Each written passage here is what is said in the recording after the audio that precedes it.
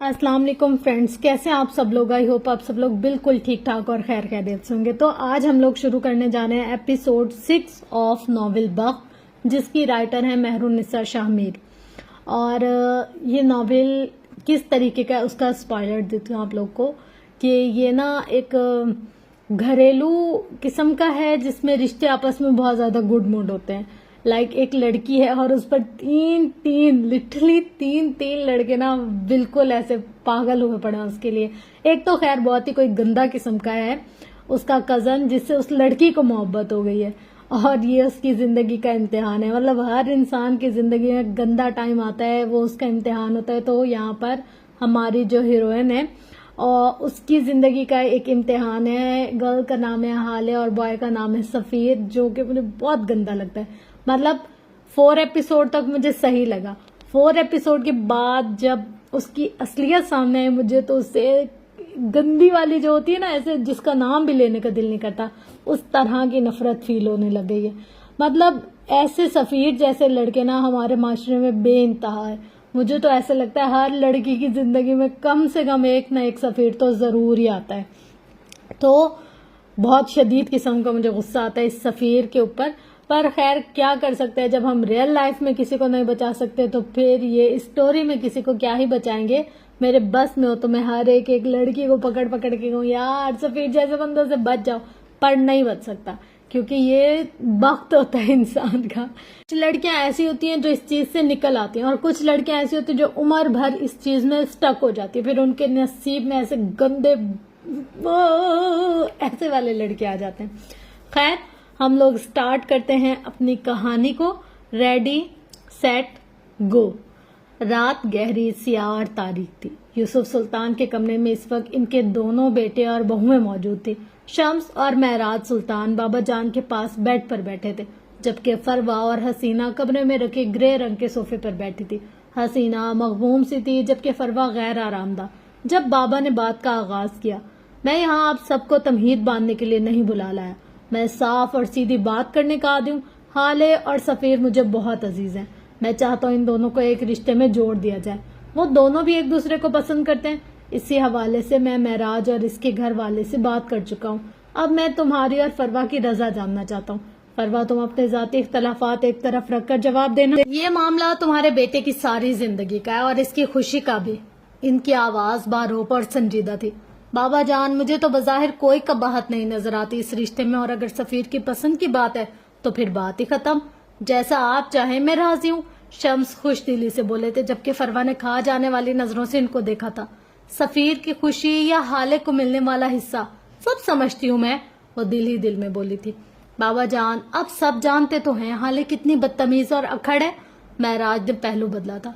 वो मेरी इज्जत बिल्कुल नहीं करती, इसके लिए तो मैं जैसे घर के बड़ों में हूं ही नहीं। कोई अपने घर के बच्चों को भी इतना जलील नहीं करता होगा जितना वो मुझे करती है। महराज कुछ बोलने लगे थे कि हसीना ने इनको खामोश रहने का इशारा किया था, और महर वो इसके बिल्कुल बरक्स है। उनके लहजे में जैसे शीरनी से घुल गई थी। वो बहुत फरमा बरदार और मोहब्बत करने वाली बच्ची है, और वो सफीर से मोहब्बत करती है। बिन माँ बाप की बच्ची है, हमें इसका हक नहीं मारना चाहिए। मैं चाहती हूँ सफीर और महरमा की शादी हो जाए। यूसुफ सुल्तान ने इनकी सारी तकरीर खामोशी से सुनी थी और जब बोले तो बस इतना, सारा घर जानता है फरवा हाले कैसी है, और तुम किसी भी महफिल में बैठकर तुम्हें कुछ सख्त अल्फाज नहीं बोलना चाहता, लिहाजा तुम्हारा ये एतराज रद्द हुआ। फरवा ने कुलर्स कर पहलू बदला था। और दूसरा, वहाज की बेटी को बुलवाओ यहाँ, मैं इससे बात करता हूँ। अगर ऐसा कुछ है तो पहला हक इसी का होगा, बाकी सब बाद में। फरवा तुम्हारा बस एतराज है ना। इनके लहजे में बला का सुकून था। फरवा तो मानो खिल उठी थी, जाहिर है महरमा सब बता देगी और फिर बस सारी टेंशन खत्म। जबरदस्त। मुलाजमा के जरिए महरमा को पैगाम भिजवाया गया। 5 मिनट बाद वो सियाह रंग के शलवार कमीज में मलबूस यूसुफ सुल्तान के कमरे में आती दिखाई दी थी। इसकी आंखों के पपोटे सूजे हुए थे, मामूल से कुछ ज्यादा। वो सलाम करके खामोशी से हसीना और फरवा के बीच में आकर बैठ गई थी। इसका एक हाथ सियाह दुपट्टे में छुपा रखा था, ऐसे कि महसूस ना होता। चंद एक गैर जरूरी बातों के बाद वो असल मुद्दे पर आए। हम सफीर और हाले की शादी के बारे में सोच रहे हैं, इसीलिए आपकी भी मर्जी जानना चाहते हैं। अगर आप सफीर में इंटरेस्टेड हैं तो आप हमें बता सकती हैं। यूसुफ सुल्तान के लिए दिए लहजे में बोले गए अल्फाज, जबकि महर तो इस पे खिल उठी थी कि कम अज कम उन्होंने इसको मुखातिब तो किया। फरवा और हसीना ने इसको उम्मीद से देखा था। ایسی کوئی بات نہیں ہے ابا، سفیر میرا کزن ہے، دوست ہے، اور بس اس سے زیادہ ہمارے درمیان کوئی اور تعلق نہیں ہے۔ وہ ٹھہرے ہوئے لہجے میں پرسکون سے بول رہی تھی، البتہ اس کی آنکھیں اس کا ساتھ نہیں دے رہی تھی، ان میں واضح کرب تھا، وہ اپنی ساری زندگی کی جمع پونجی لٹا رہی تھی۔ حسینہ بیگم نے اس کو نم آنکھوں سے دیکھا تھا۔ میری بیٹی کا ظرف کتنا اعلیٰ ہے، جبکہ فروا، وہ ابھی تک اس کے الفاظ ذہن میں جذب نہیں کر پائی تھی۔ لیکن میں نے تو کچھ اور سنا ہے، فروا نے مجھے ایک بالکل الگ کہانی سنائی ہے، وہ سنجیدگی کے ساتھ پوچھ رہے تھے۔ مہراج خاموش مگر چپتی نظروں سے مہر کو دیکھ رہے تھے۔ کچھ تھا جو ان کو شک میں ڈالا تھا، کچھ تھا جو ان کو کھٹک رہا تھا۔ یہ بات اتنی سیدھی نہیں تھی، نہ یہ معاملہ اتنا آسان تھا۔ کوئی کیسے اپنی متاع حیات اتنی آسانی سے دستبردار ہو سکتا ہے؟ مومانی جان کو ضرور کوئی مغالطہ ہوا ہوگا، ایسی کوئی بات نہیں ہے۔ بابا جان، بس اب یہ بات ختم کر دینا کہ بچی کہہ تو رہی ہے ایسی کوئی بات نہیں ہے۔ یہ شمس تھے، ان کو ڈر تھا کہیں حالے جیسا اچھا چانس ان کے ہاتھ سے نہ نکل جائے۔ ٹھیک ہے مہر بیٹا، تم اب جاؤ، حالے اور سفیر کو بلا کر لاؤ۔ اب کہ یوسف سلطان کا لہجہ نارمل تھا، وہ ڈائریکٹ آپ سے تم پر آ گئے تھے۔ مہر خاموشی سے اٹھ کر چلی گئی تھی۔ فروا، اب تمہیں تو کوئی اعتراض نہیں ہے نا؟ بابا جان کی بھاری آواز ایک بار پھر گونجی تھی۔ فروا نے بمشکل جواب دینے کو منہ کھولا تھا۔ مجھے کچھ وقت چاہیے بابا جان، مجھے اس بارے میں سوچنا ہوگا، تبھی کوئی موضوع جواب دے پاؤں گی۔ تم نے جو سوچنا ہے سوچتی رہو، میں آج ہی حالے اور سفیر کی رسم کروں گا، یہیں اسی کمرے میں۔ ان کا لہجہ دو ٹوک تھا۔ تھوڑی دیر بعد حالے اور سفیر آ گئے تھے، ساتھ حسن اور ہارون بھی تھے۔ شاپنگ سے واپسی پر ہارون اپنے گھر نہیں گیا تھا، حالے نے اس کو روک رکھا تھا۔ تھوڑی دیر پہلے جس صوفے پر حسینہ اور فروا بیٹھے تھے، اب اسی صوفے پر یوسف سلطان بیٹھے تھے۔ آؤ بیٹا حالے اور سفیر، تم دونوں میرے پاس آ کر بیٹھو، دادا جان نے محبت سے ان دونوں کو پاس بلایا۔ سفیر مطمئن سا، جبکہ حالے جھجکتی ہوئی ان کے پاس جا کر بیٹھ گئی۔ اس نے میرون رنگ کی لمبی قمیض کے ساتھ سفید ٹراؤزر پہن رکھا تھا اور سفید دوپٹہ سر پر اوڑھ رکھا تھا۔ بال بیچ والی مانگ نکال کر کھلے چھوڑ دیے تھے، جبکہ سفیر گرے ڈنر سوٹ میں ملبوس تھا۔ وہ ابھی آفس سے آیا تھا اور ابھی تک چینج بھی نہیں کیا تھا۔ اس کے لیے دادا جان کا پیغام موصول ہو گیا تھا۔ وہ دونوں دادا جان کے دائیں بائیں بیٹھ گئے تھے۔ ہارون، مہر اور حسن ایک الماری سے ٹیک لگائے کھڑے ہو گئے تھے۔ مہر خاموش ہی تھی، جبکہ ہارون بے چین۔ وہ سب یہ نہیں دیکھ سکتے تھا، اس سے یہ دیکھا ہی نہیں جا رہا تھا۔ مہراج، شمس اور باقی سب ایک طرف بیڈ پر بیٹھے تھے۔ تسا میری مرضی دے بغیر میری منگنی کریں دے پے وے ہوں میں تسا کو سیو کر سکتے ہاں۔ آپ میری مرضی کے بغیر میری منگنی کروا رہے ہیں، میں آپ کو سیو کر سکتی ہوں۔ وہ جھک کر دادا جان کے کان میں بولی تھی، میں جج ہی خرید گھنسا، بل کیا کرے سو بیٹا جی، میں جج ہی خرید لوں گا، پھر کیا کرو گے بیٹا جی؟ سفیر اور حالے بیٹے، آپ دونوں اس رشتے پر راضی ہو؟ دادا جان نے ان دونوں کو مخاطب کیا تھا۔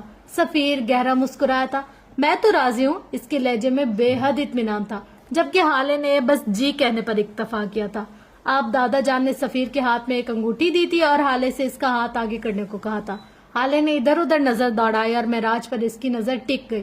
وہ اس کا مطلب سمجھتے ہوئے اٹھے تھے اور اس کے قریب آ کر اس کا ہاتھ سفیر کے ہاتھ میں دیا تھا۔ سفیر نے مسکراتے ہوئے انگوٹھی پہنا دی تھی۔ ہارون کی آنکھوں میں مرچیں سی بھرنے لگی تھی، اس سے وہاں کھڑے ہونا دو بھر ہو گیا، جبکہ مہر بالکل پرسکون سی کھڑی تھی، جیسے اس کو فرق ہی نہ پڑتا ہو۔ حسن کی آنکھیں نم ہوئی تھی، جن کو وہ بے دردی سے رگڑ گیا تھا۔ اب سفیر نے اپنا ہاتھ آگے کیا تھا۔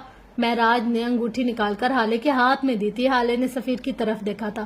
سفیر نے آنکھوں سے اشارہ کیا تھا، جیسے کہہ رہا ہو ڈو اٹ۔ اس نے جھجکتے ہوئے انگوٹھی پہنا دی تھی۔ نہ کسی نے تالیاں بجائی، نہ مبارکباد دی۔ سب کے اپنے غم تھے، سب کے اپنے مسئلے تھے، سوائے شمس اور معراج کے۔ شمس سلطان نے آگے بڑھ کر حالے کا سر چوما تھا اور کچھ پیسے اس کی گود میں رکھ دیے تھے۔ معراج نے ان دونوں پہ پیسے وار کر حسن کو تھمائے تھے کہ نرگس کو دے دے۔ ہارون اپنی جگہ پر کھڑے، ٹانگیں کانپ رہی تھی، اس سے مزید کھڑے رہنا دو بھر ہو گیا تھا۔ وہ فوراً دروازے کی طرف بڑھا تھا، جبکہ اس کو سفیر کی آواز سنائی دی، ہارون یار پکچرز تو لے لو، ہماری یادگار مومنٹ ہے۔ وہ مسکرا کر کہہ رہا تھا، ناٹ ناؤ سفیر، ناٹ ناؤ۔ اس نے بے بسی سے سرگوشی کی تھی۔ حالے کا اس کی طرف دھیان نہیں تھا، وہ اماں کی کوئی بات سن رہی تھی۔ فروا اپنی جگہ پتھر کا بت بنی بیٹھی تھی۔ مہر نے قریب آ کر حالے کو مبارکباد دی، ساتھ اس کے ہاتھ بھی چومے تھے۔ ہارون میرے بھائی، تم سے کہنا ہوں، سفیر نے ایک بار پھر اس کو آواز دی تھی۔ اس بار ہارون مڑا تھا، اس کی آنکھیں سرخ ہو رہی تھی۔ حالے نے بے اختیار نظر چرا لی تھی۔ ہارون نے اپنا موبائل نکالا تھا اور ان دونوں کی ایک ساتھ تصویر کھینچی تھی۔ اس کے ہاتھ کانپ رہے تھے، تصویر بلر ہو رہی تھی۔ سفیر نے اب اس کو ساتھ کھڑا کر لیا تھا۔ فیملی فوٹوز کے لیے ہارون نے ایک دو تصویریں اور اتاری تھی۔ جب سفیر نے اس کو تصاویر دکھانے کو پاس بلایا، ہارون اس کے قریب گیا تھا اور تصویر دکھانے کے بجائے اس کے کان کے پاس جھکا تھا۔ کسی انسان کو اتنا ستاؤ جتنا بعد میں خود بھی برداشت کر سکو. ہم جیسے پاگل اللہ کو بہت عزیز ہوتے ہیں. سفیر ہم سے مت الجھو، ہمیں مت ستاؤ ورنہ خود بھی ستائے جاؤ گے. وہ بول کر پیچھے ہٹا تھا. سفیر نے لب بھینچ لیے تھے. ہارون خاموشی سے کمرے سے نکل گیا تھا. گینڈے تمہیں دعوت نامہ دوں گی یہاں آنے کا. حالے نے دانت کچکچائے تھے. میں نہیں آؤں گا تمہارے پاس. وہ حالے کی طرف دیکھے بغیر بولا تھا. کیوں، کیا تکلیف ہے؟ آ جاؤ میرے پاس. میں نے کہا نا میں نہیں آؤں گا. میں آ گیا تو رو دوں گا. وہ نم آنکھوں سے بولا تھا. حالے اور معراج کو اس پہ پیار آیا تھا. اماں نے آگے بڑھ کر اس کو سینے سے لگا لیا. میرا بیٹا، ماں صدقے جائے. اسی وقت مہرماں کمرے سے باہر نکلی تھی. حسن نے اس کو جاتے ہوئے دیکھا تھا. وہ نرمی سے ماں کے حصار سے نکلا تھا اور مہر کے پیچھے گیا تھا. حسینہ فروا کے پاس جا بیٹھی تھی اور اس سے کچھ کہہ رہی تھی. مہر تیز تیز قدم اٹھاتی جا رہی تھی. اس کا رخ اپنے کمرے کی طرف نہیں تھا، وہ چھت پر جا رہی تھی. حسن نے اس کو سیڑھیاں پھلانگتے دیکھ لیا تھا. وہ بھی اس کے پیچھے گیا تھا. مہر نے جیسے ہی چھت پر قدم رکھا، آنسو اس کی آنکھوں سے ابل ابل کر باہر آنے لگے تھے. وہ گھٹنوں کے بل بیٹھ کر زور زور سے رونے لگی. حسن بھی اسی وقت چھت پر پہنچا تھا. مہر کے رونے کی آواز سن کر وہ بھاگ کر اس کے پاس پہنچا. وجو کیا ہوا؟ آپ رو رہی ہو؟ وہ بوکھلا سا گیا تھا جبکہ مہر کے رونے میں مزید روانی آ چکی تھی. پلیز مجھے بتائیں، کچھ ہوا ہے کیا؟ آپ کو کسی نے کچھ کہا ہے؟ حسن نے اس کے ہاتھ تھام لیے تھے. حسن مجھے بہت بہت تکلیف ہو رہی ہے. میں ٹوٹ گئی ہوں. کیا کروں میں، کیا کروں؟ میری محبت چھین گئی مجھ سے. آج میرا سب کچھ ختم ہو گیا، سب کچھ. وہ زور زور سے روتے ہوئے بول رہی تھی. حسن کی گرفت اس کے ہاتھوں پر ڈھیلی پڑ رہی تھی. نیچے حالے اور سفیر کی منگنی کی رسم اور یہاں مہر کی یہ حالت. اس نے کڑیاں ملائی تھی. وہ اتنا بچہ بھی نہیں تھا کہ کچھ سمجھ نہ پاتا. وہ 16 سال کا ضرور تھا لیکن تھا تو مرد.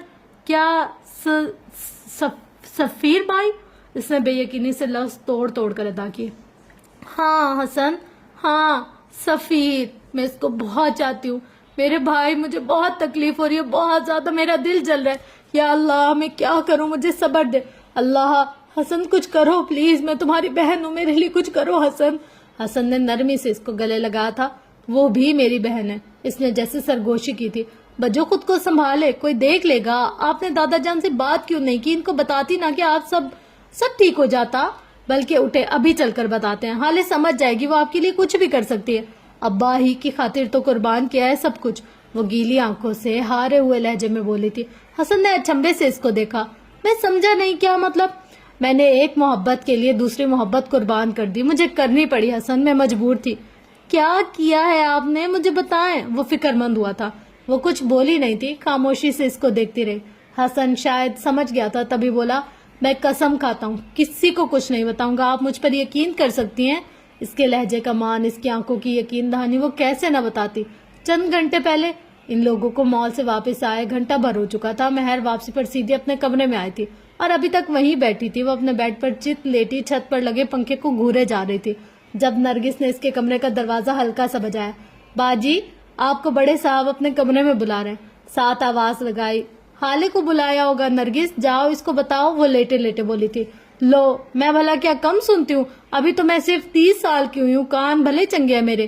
اس کا بڑا بیٹا 20 سال کا تھا. آپ کو بلایا ہے باجی جی، آپ کو. انہوں نے بولا ہے وہاج کی بیٹی کو بلا کر لاؤ. مہر میں ایک جھٹکے سے اٹھی تھی. وہ مجھے کبھی نہیں بلائیں گے. حالے کبھی نہیں. اس نے تیزی سے دروازہ کھولا تھا، اتنی تیزی سے کہ دروازے سے لگی کھڑی نرگس گرتے گرتے بچی تھی. ہائے اللہ باجی، سانس نکال دیا میرا تو. وہ ہال کر بولی تھی. مہر نے جیسے سنا ہی نہیں. انہوں نے اور کیا بولا نرگس؟ مجھے لفظ با لفظ بتاؤ. وہ بےتابی سے پوچھ رہی تھی. کم از کم اس زندگی میں تو نہیں. اور بھلا کیا کہنا تھا جی؟ یہی کہا کہ وہاج کی بیٹی کو بولو 2 کپ چائے بنا کر میرے کمرے میں آ جائے. مہر کا چہرہ دمک اٹھا تھا. وہ بھاگتی ہوئی کچن میں گئی. فریج سے دودھ نکال کر چائے کا پانی چڑھایا تھا. پانی ابلنے لگا تھا. اس میں پتی ڈالی. اس کے ہاتھ بری طرح کانپ رہے تھے. اس کا دل زور زور سے دھڑک رہا تھا. ابا کافی نہیں پیتے، ابا چائے پیتے. چائے بن چکی تھی اور اس نے جیسے ہی کپڑے سے پتیلی اتارنی چاہی اس کا ہاتھ بری طرح جل گیا تھا. اس کی آنکھوں میں پانی بھر گیا. جلن شدید تھی. وہ نیچے بیٹھتی چلی گئی. منہ پر ہاتھ رکھ کر تکلیف ضبط کرنی چاہی. وہ دیر نہیں کر سکتی. تب ہی تھوڑی دیر بعد وہ اٹھی، چائے برتن میں ڈالی، ٹرے سجائے اور یوسف سلطان کے کمرے کی جانب بڑھ گئی. 2 منٹ کی دوری صدیوں پر محیط تھی. اس نے دروازے پر پہنچ کر ہلکا سا نوک کیا تھا. اندر سے اجازت مل گئی تھی. وہ دھڑکتے دل کے ساتھ اندر داخل ہوئی. یوسف سلطان کھڑکی کے پاس رکھی کرسی پر بیٹھے تھے، نظریں باہر سڑک پر جمی تھی۔ مہر چند لمحے متذبذب سی کھڑی رہی، پھر خاموشی سے چلتی ہوئی ان کے سامنے رکھی دوسری کرسی پر بیٹھ گئی۔ ٹرے کرسیوں کے بیچ میں رکھے ٹیبل پر رکھ دی تھی۔ چند لمحے مزید سر کے وہ خاموش سی بیٹھی رہی۔ آپ کو ہمیشہ مجھ سے یہی شکایت رہی ہے نا کہ میں آپ کو نگین کی بیٹی نہیں سمجھتا، میں آپ کو اپنا خون نہیں مانتا؟ انہوں نے بات کا آغاز کیا تھا۔ ابا، مجھے بس یہ آرزو ہے کہ آپ مجھے ان کی بیٹی تسلیم کریں، میں آپ سے شکایت کرنے کا سوچ بھی نہیں سکتی، وہ بے قراری سے بولی تھی۔ آپ کے پاس ایک موقع ہے، مجھے ثابت کر دیں کہ آپ اس کمظرف وہاج کے ساتھ نگین سلطان کی بھی اولاد ہیں۔ ان کا لہجہ ٹھہرا ہوا تھا، جلے ہوئے ہاتھوں کی تکلیف ہی کم نہ ہو رہی تھی۔ کیا؟ کیسے؟ میں کیا کر سکتی ہوں؟ میں کچھ بھی کر لوں گی، وہ تو جیسے تیار بیٹھی تھی۔ سوچ لیں، آپ کر سکیں گی؟ وہ تول تول کر بول رہے تھے۔ آپ مجھے تم کہہ سکتے ہیں ابا، میں سب کر لوں گی، آپ حکم کریں۔ میں آپ کو تب تم پکاروں گا جب مجھے یقین ہو جائے گا کہ آپ واقعی نگین کی بیٹی ہے، اسی طرح کی اعلیٰ ظرفی، اسی کی طرح کا باوقار۔ آپ بتائیں مجھے کیا کرنا ہوگا؟ سفیر کی محبت سے دستبرداری دینی ہوگی، وہ بے لچک لہجے میں بولے تھے۔ یک دم جلے ہوئے ہاتھ، جلے ہوئے دل کا درد بھی شامل ہو گیا تھا۔ ابا، وہ بے یقینی سے بڑبڑائی، سفیر آپ کو نہیں چاہتا، آپ کو قربانی دینی ہوگی، آپ کو ثابت کرنا ہوگا کہ آپ باوقار ہیں۔ اگر یہاں نگین ہوتی تو قربانی دیتی، وہاج جیسا چوڑا قربانی نہیں دیتا، نگین باوقار بنتی، وہاج ذلیل ہوتا۔ آپ کو محرمہ وہاج ثابت کرنا ہوگا، یا آپ نگین سلطان کی بیٹی ہیں، اسی کی طرح باوقار، اسی کی طرح عظیم۔ ان کا لہجہ سرد تھا، بے حد سرد۔ اس سے مجھے کیا ملے گا ابا؟ اس کی آواز رندی ہوئی تھی۔ میری محبت آپ کو نہیں مل سکتی، کیونکہ یہ آپ کا وقت ہے، آپ کو میرے دن کے چند گھنٹے مل سکتے ہیں۔ ہم صبح اور شام کی چائے ساتھ پی سکتے ہیں، ہم ساتھ واک کر سکتے ہیں، میں آپ کی بنائی چائے پی سکتا ہوں، آپ کا لایا کھانا کھا سکتا ہوں، آپ کے ہاتھ سے دوائی لے سکتا ہوں، آپ کے مخاطب کرنے پر نرمی سے جواب دے سکتا ہوں، آپ کو تم بلا سکتا ہوں۔ بولیں، آپ کو منظور ہے؟ آپ چاہتے ہیں کہ مجھے دل دے دیں، لیکن اس میں خون کی فراہمی روک دیں اور میں پھر بھی زندہ رہوں؟ خون کے بغیر دل 5 سیکنڈ میں بند ہو جائے گا ابا، لیکن میں کوشش کروں گی کہ اس کو بند نہ ہونے دوں۔ آپ چاہتے ہیں کہ ایک نیا پودا لگایا جائے اور اس کو پانی نہ دیا جائے؟ ابا، وہ جل جائے گا، لیکن نہیں، آپ مجھے آپ کے چند گھنٹے دے دیں۔ ابا، میں یہ چانس نہیں چھوڑ سکتی، چاہے آپ میرا دل کیوں نہ بند کر دیں۔ ہاتھ بری طرح جلنے لگا تھا، اس میں ایسی تکلیف اٹھی تھی کہ اللہ امان۔ مطلب آپ راضی ہیں؟ نہیں بول دو، منع کر دو، سفیر زیادہ ضروری ہے، اس پہ گیو اپ مت کرو، تم اس کو نہیں چھوڑ سکتی، اس کو چھوڑنا تمہیں مار دے گا۔ اس کے دماغ نے بے شمار دلیلیں دی، لیکن نہیں، اس کو دل کی سننی تھی۔ کیا میرے پاس کوئی اور آپشن ہے؟ وہ زخمی مسکراہٹ کے ساتھ بولی تھی۔ ٹھیک ہے، پھر جائیں، میں آج رات آپ کو ایک بار پھر بلاؤں گا، اب آپ جا سکتی ہیں۔ انہوں نے ایک بار پھر اس کو مڑ کر نہیں دیکھا۔ اور چائے؟ میں وہاج کی بیٹی کے ساتھ چائے کافی نہیں پی سکتا، اسے لے جاؤ۔ جب ثابت کر دو گی تم نگین سلطان کی بیٹی ہو، تب چاہے زہر لے آنا، یوسف سلطان پی لے گا۔ وہ بے بسی سے لب کو چلتی اٹھی۔ اس نے اپنی متاع حیات کا سودا کیا تھا، وہ بھی صرف کسی کے چند گھنٹوں کے لیے۔ یہ محرومی کیا کیا کرواتی ہے۔ میں کیا کرتی حسن، میرے پاس کوئی آپشن نہیں تھا۔ وہ دونوں رات کی تاریکی میں چھت پر ایک دوسرے کے سامنے بیٹھے تھے۔ مہر کے چہرے پر چاند کی روشنی پڑ رہی تھی، سفید مقدس روشنی میں تھک گئی تھی۔ ان کی نفرت سہتے سہتے کوئی راستہ، کوئی جائے فرار نہیں تھی میرے پاس۔ سفیر کو اگر حاصل کر بھی لیتی تو خوشی نہیں ملتی مجھے۔ میں تو سفیر کو بھی اس لیے پانا چاہتی تھی تاکہ مجھے ابا کی محبت مل جائے۔ نگین کی بیٹی کو جو مقام نہ ملا وہ شاید سفیر کی بیوی کو مل جائے۔ لیکن دیکھو نا حسن، میرے ہاتھ سے سب کچھ نکل گیا، ریت کی طرح میں کچھ نہیں کر سکی۔ میرے بس میں جو تھا میں نے وہ کیا حسن، مجھ سے یہی ہو سکتا تھا۔ حسن چپ چاپ اس کو دیکھے جا رہا تھا۔ اس کے بڑے اس حد تک جا سکتے اس نے نہیں سوچا تھا۔ اس رات وہ مہر کے ایسے راز کا امین بنا تھا جسے اس کو قیامت تک نہیں کھولنا تھا۔ بجو، آپ نے جو کچھ کیا صحیح یا غلط میں نہیں جانتا، لیکن آپ کو جب کبھی میری ضرورت پڑے میں آپ کے لیے موجود رہوں گا، ہر جگہ ہر وقت۔ مجھے نہیں پتا میں صحیح ہوں یا غلط، لیکن میرے حساب سے محبت سودے بازیوں سے نہیں ملتی، وہ آپ کا بخت ہوتی ہے۔ ملی تو مل گئی، اور نہ ملی تو آپ چاہے ایڑیاں رگڑیں یا پھانسی کے پھندے پر چڑھ جائیں، وہ آپ کو نہیں ملے گی۔ اس وقت وہ مہر کو کوئی 16 سال کا بچہ نہیں لگا تھا، وہ بالکل معراج سلطان لگا تھا۔ مہر نے سر جھٹکا، یہ ٹین ایجز کیا سمجھیں گے ہمارے لوگ۔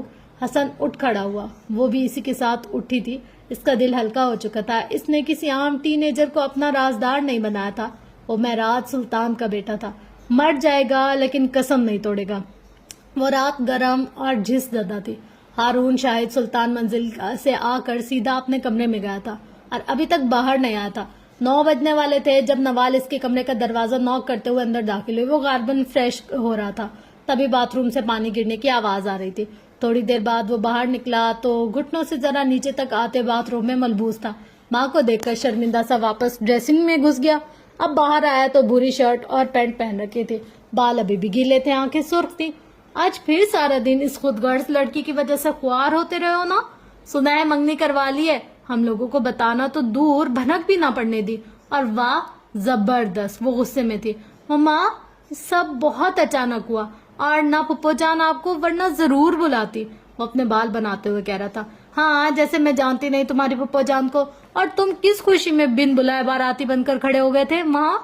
مجھے وہاں رہنے کا کوئی شوق نہیں تھا، یہ بس ایک اتفاق تھا، مجھے تو یہ تک پتا نہیں تھا کہ وہاں اس کی رسم ہوگی، ورنہ میں وہاں کبھی نہ رکتا۔ وہ واقعی نہ رکتا۔ ہارون میرے بیٹے، کیوں کرے ہو یہ سب؟ خود کو کیوں اذیت دیتے ہو؟ تم نہیں بھول سکو گے اس کو، ساری زندگی اسی اذیت میں رہو گے۔ اس کو اپنا کیوں نہیں لیا؟ ذرا سی زور زبردستی سے اگر وہ تمہاری بن سکتی ہے تو اس میں کیا قباحت ہے؟ ویسے بھی شادی کے بعد سب ٹھیک ہو جاتا ہے۔ اس نے خاموشی سے ساری بات سنی تھی اور پھر ان کے پاس بیڈ پر آ کر بیٹھ گیا۔ اچھا کیا چاہتی ہیں آپ؟ اس کو اغوا کر لوں؟ وہ تحمل سے پوچھ رہا تھا۔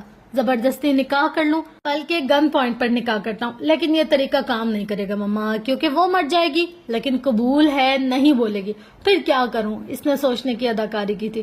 معراج انکل کے اوپر گن رکھ لوں یا پھر حسن؟ اگر وہ بھی نہیں تو پھر پھپھو جان، وہ تو ہے نا، یا پھر پپا، وہ بھی تو اس کے ماموں ہیں۔ ہارون بکو مت، مما وہ مر جائے گی لیکن ایسی شادی قبول نہیں کرے گی جس میں چاہے اس کو اغوا کر لو، زبردستی کر لو یا کچھ اور۔ وہ ساری زندگی مجھ سے نفرت کرے گی، معافی تو دور، وہ میری شکل بھی نہیں دیکھے گی۔ وہ آج کی لڑکی ہے مما، وہ اپنی عزت نفس کو محبت پر ترجیح دے گی۔ وہ حالے ہے، وہ عزت کی موت پسند کرے گی، ذلت کی زندگی نہیں۔ میں ساری زندگی اس گلٹ میں نہیں گزار سکتا کہ میں نے جس سے محبت کی، اس سے زبردستی کی۔ میں اس کو محبت ہی نہیں مانتا، اور اس کو گھر سے اٹھا لینا، زبردستی نکاح، اس کی عزت کی دھجیاں اڑانا، اس کو سارے جہاں میں رسوا کرنا، اس کی اپنی نظروں میں اس کی کوئی عزت نہ رہنے دینا۔ اگر یہی محبت ہے تو میں نہیں کرتا، محبت سے میں دستبردار ہوتا ہوں۔ مجھے وہ حال سلطان پسند ہے مما، وہ زبردستی کا دیا ہوا جوڑا نہیں پہنتی۔ شادی تو پھر دور کی بات ہے، میں ساری زندگی اس دکھ کے ساتھ رہ سکتا ہوں کہ وہ مجھے نہ مل سکی، لیکن یہ اذیت کہ وہ مجھ سے نفرت کرے، یہ میں نہیں جھیل پاؤں گا۔ ہزاروں لوگ ہیں اس دنیا میں جن کو ان کی محبت نہیں ملی، ایک میں بھی صحیح، لیکن ذلت میں ملی توجہ، بھیک میں ملی محبت، یہ میں نہیں لے سکتا۔ وہ مجھے نہیں ملی، یہ دکھ روز مجھے اندر سے کھا رہے، لیکن میں خود کو بے توقیر نہیں کروں گا۔ اس کا نام سفیر کے ساتھ سن کر مجھے لگتا ہے جیسے کسی نے میرے منہ پر تیزاب پھینک دیا ہو، لیکن اس کو خوش دیکھ کر میں خوش ہو جاتا ہوں۔ میں اس کی خوشی چاہتا ہوں، چاہے وہ سفیر ہو یا کوئی اور۔ ایک بات اور، اگر میں اس کی خوشی نہیں چاہتا تو مجھے کوئی حق نہیں ہے کہ میں اسے محبت کے دعوے کروں۔ محبت چھیننے کا نام نہیں ہے، یہ تو کچھ دینے کا نام ہے۔ میں خود کو اس پر وار چکا ہوں مما، اس کی خوشی کے لیے کچھ بھی کر سکتا ہوں میں۔ آپ پلیز میرا حوصلہ نہیں بڑھا سکتی تو میری محبت کی تذلیل بھی نہ کیا کریں۔ بچپن سے لے کر آج تک ہم دونوں ساتھ رہے ہیں، اگر آج تک اس کو مجھ سے محبت نہیں ہوئی تو آگے جا کر بھی نہیں ہوگی۔ وہ نرمی سے کہہ کر اٹھ گیا۔ تم کیوں ہو ایسے؟ وہ نم آنکھوں سے بولی تھی۔ پپا پہ گیا ہوں نا اس لیے، ویسے آپ نے کہیں پپا کو اغوا کر کے تو ان سے شادی نہیں کی تھی؟ دفع ہو جاؤ بدتمیز۔ وہ روتے روتے ہنس پڑی، وہ بھی ان کو دیکھ کر مسکرایا تھا۔ یہ ایک چھوٹے سے ڈھابے کا منظر تھا، کچھ لوگ خوشکپیوں میں مصروف تھے تو کچھ کھانا کھا رہے تھے۔ ہر طرف لکڑی کے 4 کرسیوں کے درمیان ایک بڑی سی گول میز حائل تھی۔ جن کی فیملی زیادہ ہوتی وہ 2 میزوں کو ساتھ جوڑ دیتے اور کرسیاں لگا کر بیٹھ جاتے، لیکن یہاں ایک ایسی میز بھی تھی جہاں صرف 2 لوگ ہی بیٹھے تھے، ایک سیاہ دوپٹے والی نفیسہ حیات اور ان کے سامنے ان کے کزن اور دودھ شریک بھائی رحمان۔ وہ دونوں کھانا نہیں کھا رہے تھے، ان کے پاس کھانے سے زیادہ بڑے مسئلے تھے۔ خدا کی قسم فیسے مجھے کچھ نہیں پتا اس بارے میں، تو مجھ پر یقین کر، تیرا بھائی زہر کھا لے گا لیکن کسی کا خون نہیں بیچے گا۔ وہ درمیانی عمر کے تھے، नकूश काफी हद तक नफीसा से मिलते थे, खास तौर पर आंखें। मैं जानती हूँ आपको कुछ नहीं पता, आप इस मामले से लाइल में भाई। वो थकी थकी सी थी। यकीन कर नफीसा, जब से मुझे ये सब कुछ पता चला है ना, जी नहीं चाहता कि इसकी शक्ल भी देखूं। मैं इसको तलाक ही दे देता, लेकिन क्या करूं, वो मेरे बच्चों की माँ है, बच्चे रुल जाएंगे। हया ना आई बेहया को। जिस दुकान से घर चलता है वो तूने डाल कर दी, जिस घर में रहते हैं वो तूने दिया। अरे बच्चों की फीस तक तो तू भरती रही है अब तक, और वो इसकी आंखों की शर्म ही मर गई थी। अम्मा कहती थी ये कम नस्ली है, इसको ब्याह कर मत ला, ये अपनी नस्ल दिखाएगी। लेकिन नहीं, मुझ पर तो भूत सवार था मोहब्बत का। वो तो जैसे बेबस थे, इनको खुद पर गुस्सा आ रहा था। छोड़ो भाई, कुछ और बात करो, मैं इसकी बुराई नहीं सुन सकती। एक वक्त में वो मेरी दोस्त रही है। इनका लहजा सादा सा था। अच्छा ये तो तू बता, तुझे ये सब पता कैसे चला? जब मैं अमेरिका से आई, इसके अगले ही दिन मुझे जरी की हकीकत पता चल गई थी, क्योंकि जो कुछ हुआ वो किसी घर वाले के मुलविस हुए बगैर नहीं होता। कोई इतना दिलेर नहीं था कि नफीसा के घर में घुसकर इसके बेटे को ड्रग्स दे बेकरी जा रही होती है। ये बात बस जरी को बताई थी, और ये नहीं, इस रोज इन्होंने मेरा ताकुब नहीं किया, वो सब जरी की इन्फॉर्मेशन थी। खैर कड़ियां मिलती गईं, और जो सूरत सामने आई वो आपकी बीवी की थी। फिर तूने इतना इंतजार क्यों किया? इसी दिन क्यों सब कुछ बताया हमें? एक चीज जो मुझे शक में डाल रही थी कि जरी क्यों चाहती थी मैं अमेरिका जाऊं, बस ये मामला मुझसे हल नहीं हो रहा था, और आखिरकार मैंने ये भी जान लिया। इनके होंठों पर तंजिया मुस्कुराहट आई। जरी जानती थी वो मेरे सामने रकम खर्च नहीं कर सकती, वो मेरी नजरों में आ जाएगी, मैं इसके लफ्ज पकड़ूंगी, इसकी चालें पलट दूंगी, तभी वो चाहती थी कि मैं चली जाऊं। पता है भाई, वो कहती है इसने मेरा कोई नुकसान नहीं किया, लेकिन मैं आपको बताऊं इसने मेरा कितना नुकसान किया। इनकी आंखों में किरचियां सी भरने लगी।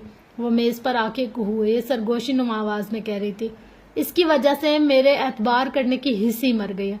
मुझे लोगों से खौफ आने लगा है। मैं अब काफी अरसे तक कोई दोस्त नहीं बना पाऊंगी, बल्कि शायद सारी जिंदगी मैं दोस्ती के बगैर ही रहूंगी।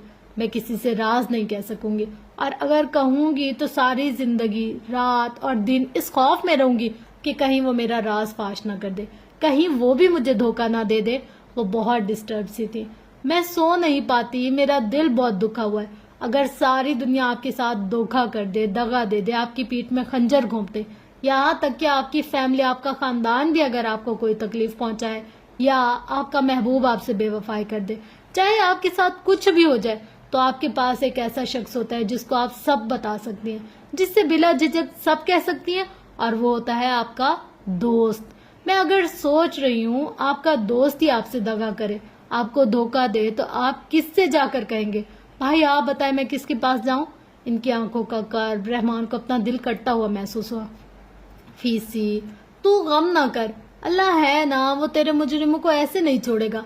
तू अल्लाह की बड़ी लाडली है, इसका तुझ पर खास करम है। तूने इसका कलाम पढ़ा और पढ़ाया है। तुझे पता है अल्लाह को तुझसे इतनी मोहब्बत है कि जो कोई भी तुझे धोखा देता है या देने लगता है, वो इसका चेहरा तेरे सामने ले आता है। वो तुझे कभी मुकम्मल धोखा खाने नहीं देता। वो तेरे ऊपर लोगों की हकीकतें बड़ी जल्दी खोल देता है, और जिसने तेरे साथ बुरा किया होता है, इसके साथ तो वो होता ही है कि खुदा की पनाह। तुझे याद है जब तूने वकालत का पर्चा दिया था? वो जैसे याद करके बता रहे थे, इनकी आंखें चमक रही थी। तब इस हॉल की सुपरिटेंडेंट ने तुझसे आधे में पर्चा छीन लिया था, क्योंकि इसको पता चल गया था तूने इसको अपने खानदान की किसी लड़की को नकल करवाते देख लिया था। इससे पहले कि तू इसके खिलाफ कुछ करती, इसने बाजी पलट दी थी। लेकिन फिर जब नतीजा निकला तो तू पास हो गई। तेरा तो आधा पर्चा हुआ था, लेकिन इस सुपरिटेंडेंट की लड़की का पूरा पर्चा देकर भी वो फेल हो गई। फिर अगले कई साल जब भी इसने पर्चे दिए, फेल ही हुई, वो कभी पास नहीं हो सकी। इसे तेरे साथ ना इंसाफी इनको बहुत महंगी पड़ेगी। नफीसा यकटुक इनको बोलते हुए सुन रही थी। इनकी आंखों में किसी किस्म का कोई तासुर नहीं था।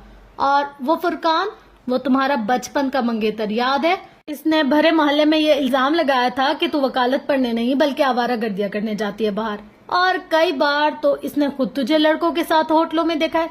याद कर इसके बाद इसके साथ क्या हुआ था। इसकी बहन की शादी ऐन निकाह के वक्त टूट गई। इसका बाप इसी रात सदमे से मर गया, पागल हो गया, और इसकी होने वाली बीवी अपनी मायों की रात भाग गई। वो आज तक कमाना है, किसी ने इसको अपनी लड़की नहीं दी। इसने तेरी किरदार कशी की थी, अल्लाह ने इसको कहीं का नहीं रहने दिया। तेरी नंद, इसने तुझे धोखा देकर तेरा पहला बच्चा मार दिया था, और इसके बाद तुझे कभी औलाद ना हुई। इसके साथ क्या हुआ याद है ना? اس کے 5 کے 5 ایک ہی سال میں اس کی آنکھوں کے سامنے دم توڑ گئے اور شوہر حادثے میں مر گیا. وہ دیوانوں کی طرح گلی گلی پھرتی تھی. اس کو دیکھ کے کلیجہ منہ کو آتا تھا. میرے پاس ایسے ہزاروں قصے ہیں, میں کیا کیا یاد دلاؤں. مجھے بہت ڈر لگتا ہے فی سے. یک دم ان کی آنکھیں نم ہوئی تھی, ان کا لہجہ کانپا تھا. بڑا ڈر لگتا ہے مجھے. زری کے انجام سے پتہ نہیں اس کے ساتھ کیا ہوگا. دیکھ تو اس کو معاف نہ کرے بے شک, لیکن اس کے لیے دعا کرنا. کیا اس کا میری اولاد پہ نہ آ جائے. مجھے میری اولاد بڑی پیاری ہے, اس کے لیے دعا کرنا. وہ کمبخت حاسد ہو گئی ہے, اس کا پیٹ نہیں بھرتا. اب اس کا حسد اس کو کھا نہ جائے. پھر سے اس کے لیے دعا کرنا. وہ آخر میں رو پڑے تھے. اس نے تجھ سے تیرا کیریئر چھین لیا. اس نے, وہ بھی بول رہے تھے کہ نفیسہ نے ان کی بات کاٹی. اس نے مجھ سے میرا کیریئر نہیں چھینا. مجھ سے میرا کیریئر میرے ایمان کی کمزوری نے چھینا ہے. عزت, ذلت, موت, زندگی, یہ سب تو اللہ کے ہاتھ میں ہوتی ہے. لیکن میں لوگوں سے ڈر گئی. مجھے لگا وہ لوگ میرے بیٹے کو مار دیں گے. میں نے یہ نہیں سوچا کہ اگر عمر کی زندگی لکھی ہوگی تو وہ لوگ چاہے اس کو گولی مارے یا زہر دے دے, وہ بچ جائے گا. زری اور ان 10 لوگوں کا پلان بالکل پرفیکٹ تھا. میرے بیٹے کی بیماری, میرا امریکہ جانا, میرا لائسنس کینسل ہو جانا اور وہاں دیار غیر میں جا کر ہمت ہار جانا اور پھر شرم سے کبھی واپس نہ آنا. وہ تنزیہ مسکرائی تھی. لیکن ان لوگوں سے ایک غلطی ہو گئی, بس ایک غلطی. اب ان کی آنکھوں میں سرد سا تاثر تھا اور لہجے میں تپش سی. ان لوگوں نے غلط عورت چن لی. انہوں نے نفیسہ حیات کو چن لیا. اب میں ان کو بتاؤں گی کہ میں کیا چیز ہوں. میرے باپ کی خون پسینے کی کمائی سے میں نے وکالت کا امتحان دیا تھا.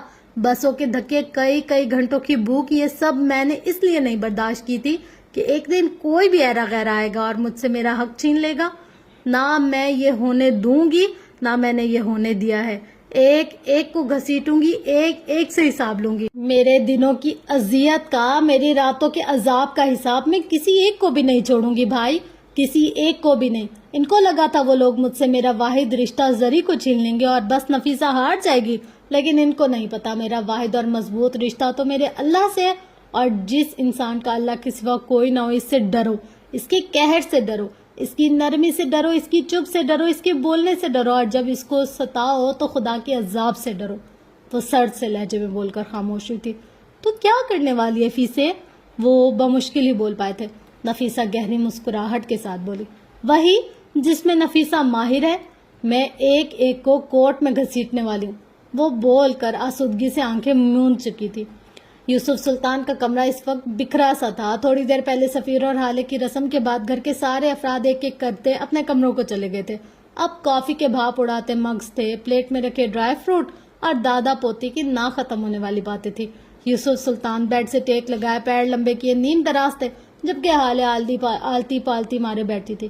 کچھ دیر پہلے کھلے ہوئے بال اب ڈھیلے جوڑے میں بند رکھے تھے. اس کے چہرے پہ خوشی تھی, اس کی آنکھوں میں چمک تھی. اچھا باقی باتیں چھوڑیں دادا جان, آپ یہ بتائے چچی جان اور پھپھو ایک دوسرے سے اتنی نفرت کیوں کرتی تھی. اس کے لہجے میں تجسس تھا.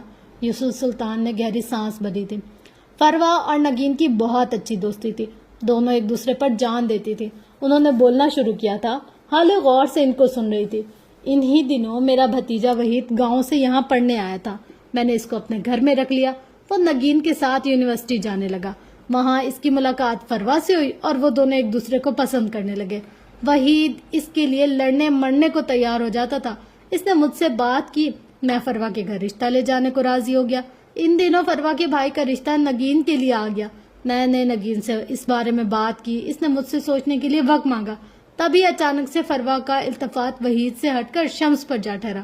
وہ دونوں اکثر ملنے لگے. بات یہاں تک آ گئی کہ وحید اور شمس ایک دوسرے کے ساتھ جھڑپ گئے.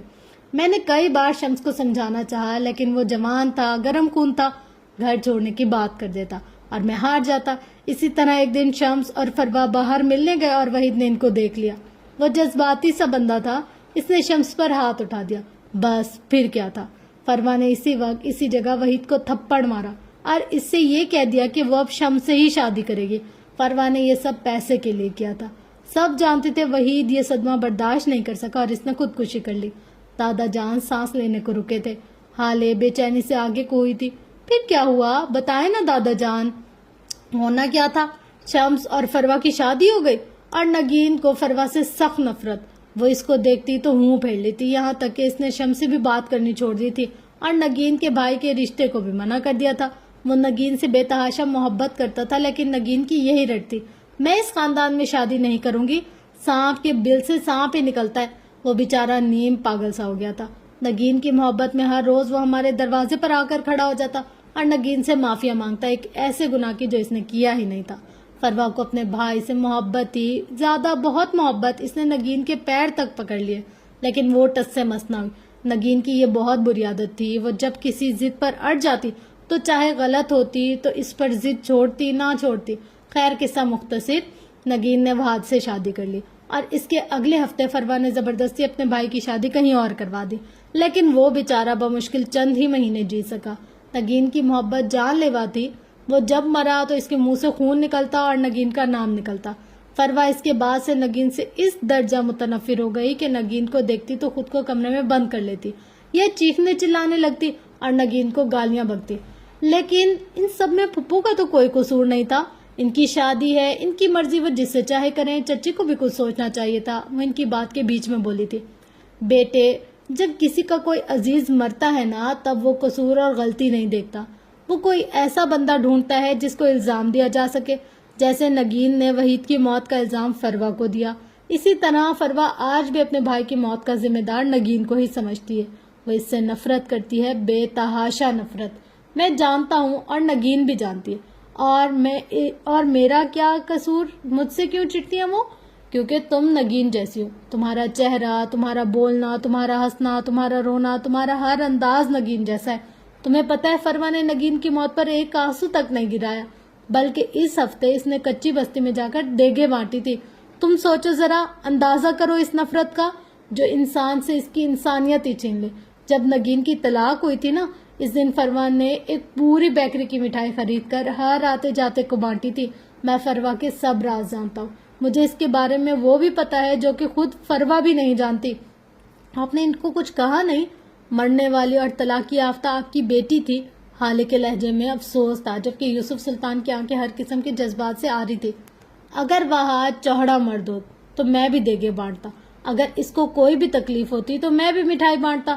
مہر کی پیدائش کے بعد وہاد سدھر گیا تھا، لیکن میں اس کو کبھی معاف نہیں کر پایا۔ میرے لیے وہ ساری زندگی وہی وہاد رہا جس نے میری بیٹی پہ ہاتھ اٹھایا تھا۔ میں جب جب اس کو دیکھتا تھا میرا خون کھولتا تھا۔ جب میں اپنی نفرت پر قابو نہیں رکھ سکتا تو مجھے کوئی حق نہیں ہے کہ میں دوسروں کو درس دیتا پھروں۔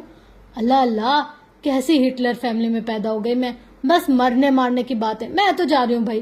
وہ مٹھی میں ڈرائی فروٹس بھرتی بیڈ سے اترتی بولی تھی۔ دادا جان اس کو دیکھ کر مسکرائے تھے۔ اس وقت نہ جانا، فروا کا غم تازہ ہے۔ انہوں نے دروازہ کھولتی حالے کے پیچھے سے ہانک لگائے۔ گرم لوہے پہ چوٹ مارنے کا تو الگ ہی مزہ ہے، وہ مڑے بغیر کہتی باہر نکل گئی۔ رات آہستہ آہستہ سرک رہی تھی۔ یوسف سلطان کے کمرے سے آنے کے بعد سے فروا اب تک ایک ہی پوزیشن میں بیٹھی تھی۔ ان کو یقین نہیں آتا تھا کہ جو ابھی کچھ دیر قبل ہوا وہ سب ایک حقیقت تھی۔ ان کی آنکھیں پتھرائی ہوئی تھی، ان میں غصہ تھا، شوق تھا، ان کو رہ رہ کر مہر پر غصہ آ رہا تھا۔ وہ کیسے ان کی بازی پلٹ دے گی؟ وہ اب تک شوق میں تھی اور وہ چھٹانگ بھر کی لڑکی حالے کس طرح ان کو مات دے گئی تھی۔ صدمہ شدید تھا۔ اسی وقت ان کے کمرے کے دروازے پر ہلکی سی دستک ہوئی۔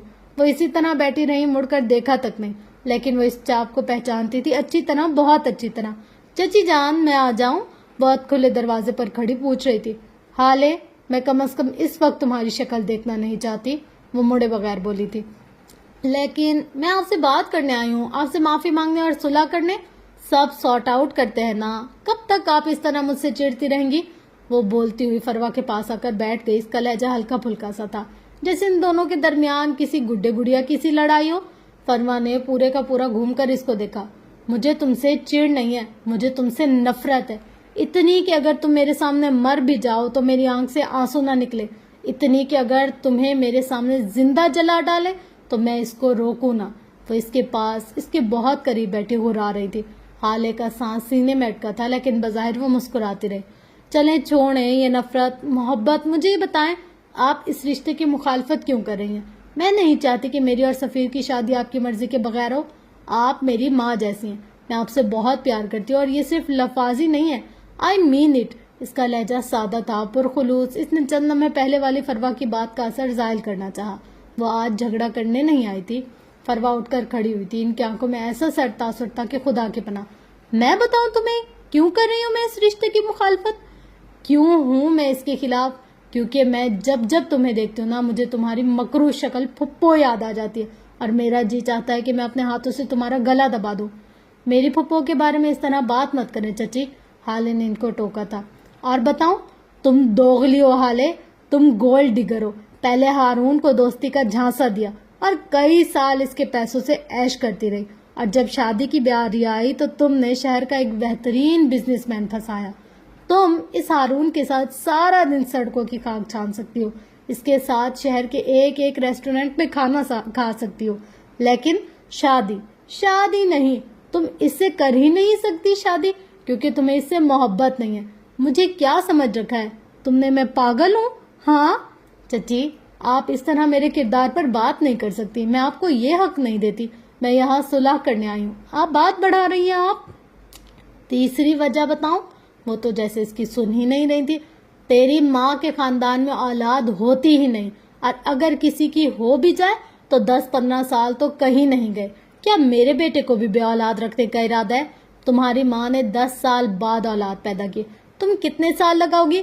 15 یا 20؟ بلکہ ایسا کرنا، سفیر کے بچوں کو میری قبر پر لے آنا، وہاں کھیلیں گے مجھ سے۔ وہ زخمی ناگن کی طرح پکار رہی تھی۔ ہالے کا دل جیسے کسی نے زور سے دبا لیا۔ ایسے تو نہ کہیں، یہ تو سب اللہ کے اختیار میں ہوتا ہے، اماں کے بس کی بات تو نہیں یہ۔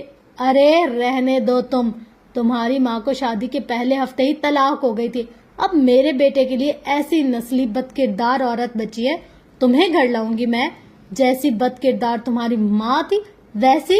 ہالے جھٹکے سے اپنی جگہ سے اٹھی۔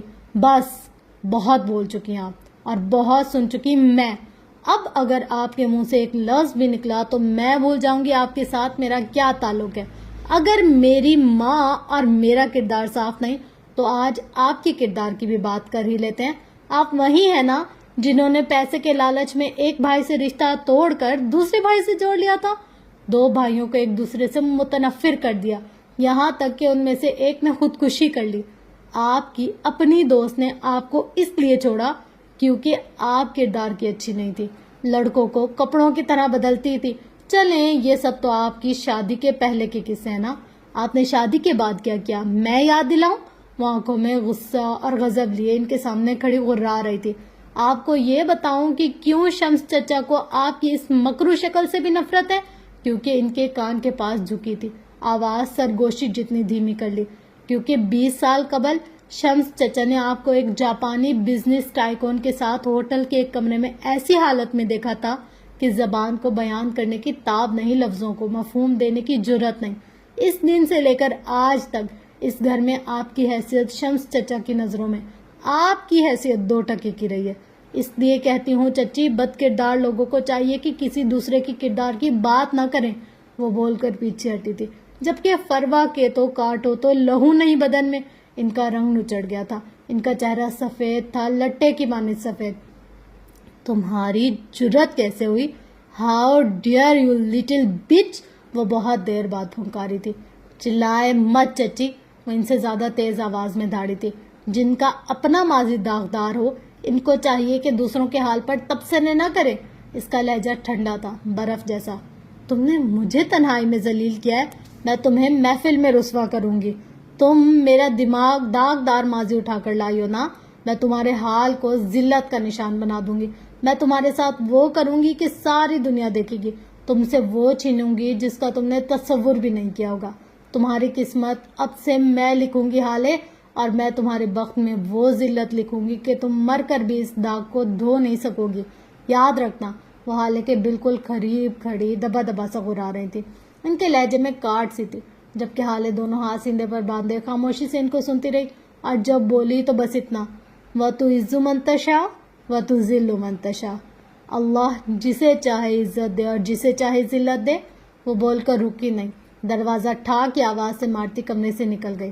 فروا کو یوں لگا جیسے یہ دروازہ ان کے منہ پر مارا گیا، ان کے جسم کا سارا خون اچڑ کر ان کے چہرے پر آ چکا تھا۔ اذیت ہی اذیت تھی، ذلت سی ذلت سی۔ آج اس چھوٹے سے ڈھابے پر ہونے والی ملاقات کو 3 سال بیت چکے تھے۔ نفیسہ نے اپنے لائسنس کی بحالی کے لیے کیس دائر کر دیا تھا۔ اس کے بعد ان کو 3 سال کے لیے عدالت کے دھکے کھانے پڑے تھے، کئی ثبوت اکٹھے کرنے پڑے تھے، کئی سفر طے کرنے پڑے تھے۔ ایسے میں عمر کی ساری ذمہ داری ان کے بھائی رحمان پر آ چکی تھی۔ اس کو اسکول سے لانا لے کر آنا باقی کام چھوٹے موٹے وہی کرتے تھے جب تک نفیسہ گھر نہ آ جاتی. 3 سال لمبی خواری کے بعد آج ان کے کیس کا فیصلہ ہو گیا تھا. نفیسہ حیات کو بے گناہ قرار دے کر ان کا لائسنس بحال کر دیا گیا تھا. اس سارے عرصے میں ان کی ساری جمع پونجی اس کیس پر لگ چکی تھی. بالآخر وہ آزاد تھی, بے گناہ تھی. اس وقت وہ اپنے کمرے میں بیڈ پر بیٹھے عمر کو ہوم ورک کروا رہی تھی. عمر اب کافی بڑا ہو گیا تھا, اس کا قد نکل آیا تھا, صحت بھی اچھی خاصی تھی, اس کی سیاہ آنکھیں مزید چمکدار ہو گئی تھی اور ذہین بھی تھی. لیکن اس کی ضد اور ہٹ دھرمی آج بھی ویسی تھی. وہ آج بھی اپنی مرضی ہی کرتا تھا, چاہے اس کو 1000 بار روکا جائے. وہ بیڈ پر بیٹھا خاموشی سے اپنا ہوم ورک کر رہا تھا جب رحمان ایک دھاڑ سے دروازہ کھولتے اندر داخل ہوا اور بہت غصے میں لگتے تھے. فیسے, یہ جو میں سن کر آیا ہوں کیا یہ سب سچ ہے؟ وہ بامشکل خود پر قابو رکھتے ہوئے بولے تھے. پہلے یہ تو پتا لگے آپ نے سنا کیا ہے, وہ مطمئن سے بولی تھی. تو نے استعفیٰ دے دیا, اور اگر یہی کرنا تھا تو کیوں اتنے سال کورٹ کچہریوں کے چکر لگائے, کیوں خود کو خوار کیا, اپنے پیسے برباد کیے؟ یا اللہ فیسے, تو کیسے اتنی بے وقوف ہو سکتی ہے, مجھے تو سمجھ نہیں آ رہی.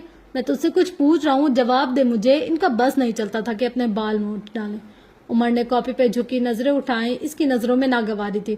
آپ مجھے لکھنے دیں گے یا میں باہر چلا جاؤں؟ اس کے لہجے میں بدتمیزی نہیں تھی, وہ بس پوچھ رہا تھا. وہ واقعی بس پوچھ ہی رہا تھا. چل نکل ادھر سے, آیا بڑا مامے کو آنکھیں دکھاتا ہے. انہوں نے جھڑکا تھا. اماں اپنے بھائی سے کہیں جھوٹ نہ بولیں, میں نے آنکھیں نہیں دکھائی.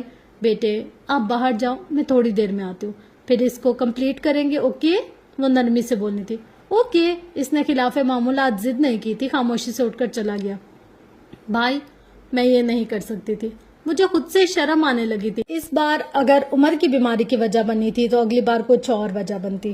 میں نے اس پیشے کا تقدس پامال کیا تھا, مجھے کوئی حق نہیں تھا کہ میں دوبارہ اس عدالت میں قدم رکھتی. اس لڑکی کے قتل میں کہیں نہ کہیں میرا بھی ہاتھ ہے. اگر میں لوگوں سے خوف نہ کھاتی اور عمر کی زندگی اور موت کو اللہ کے ہاتھ میں دے دیتی تو یہ سب نہ ہوتا, کبھی بھی نہ ہوتا. میں نے جو کچھ کیا اس کی سزا خود کو اسی صورت دوں گی. اللہ کو چھوڑ کر اس بندے سے ڈرنے والوں کے ساتھ یہی ہوتا ہے. یہ میری سزا ہے, پلیز مجھے اس کو بھگتنے دے. ان کا لہجہ سادہ سا تھا. رحمان کے کندھے ڈھیلے پڑے. پھر کیا کرے گی تو فیسے, کیا گھر بیٹھی رہے گی؟ آپ کے ان کا لہجہ فکر مند سا تھا. نفیسہ مسکرائے. میں گھر بیٹھنے والوں میں سے نہیں ہوں بھائی. جو گھر میں نے عمر اور اپنے لیے لیا تھا کل اس کو بیچ آئی ہوں. اس کی جگہ میں نے ایک جم کے مالک سے بات کی ہے, وہ اس جگہ کو بیچنے کے لیے راضی ہے, اور میں وہاں لڑکیوں کے لیے سیلف ڈیفense کلاسز ارینج کروں گی. میں ان کو ایسا ٹرینڈ کروں گی کہ ان کے لیے ایسے کوچ رکھوں گی کہ وہ 5 درندوں کا اکیلے مقابلہ کر سکیں گی. میں ایک لڑکی کو نہیں بچا سکی, لیکن میں کوشش کروں گی کہ کسی اور کو اس ظلم سے بچا سکوں. میں اپنے گناہ کا کفارہ ادا کروں گی اور یہی میرے لیے اچھا رہے گا.